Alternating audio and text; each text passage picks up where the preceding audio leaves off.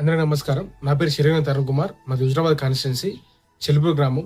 మా ఎస్సీ కాలనీలో గత 40 ఏళ్ల కింద చెరువు పార్కం కోసమని ఒక కాలువ నిర్మించడం జరిగింది.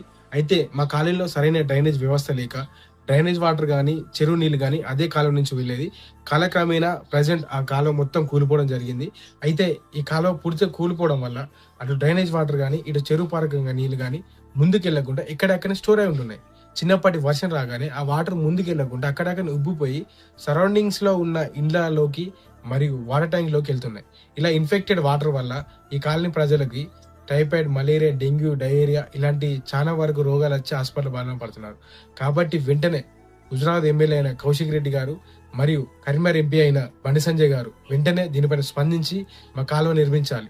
ఎస్పెషల్ గా కేంద్రం నుంచి వచ్చే ఎంపీ ల్యాడ్స్ నుంచి బండి సంజయ్ గారు వెంటనే నిధులు విడుదల చేసి మా కాలువ నిర్మించాలని ప్రజల తరపున నేను కోరుతున్నాను. వీడియో చూస్తున్న వారి అందరికి కూడా నాదొక విజ్ఞప్తి, ఈ వీడియో ఎమ్మెల్యే కౌశిక్ రెడ్డి గారికి మరియు ఎంపీ బండి సంజయ్ గారికి చేరేదాకా షేర్ చేయండి.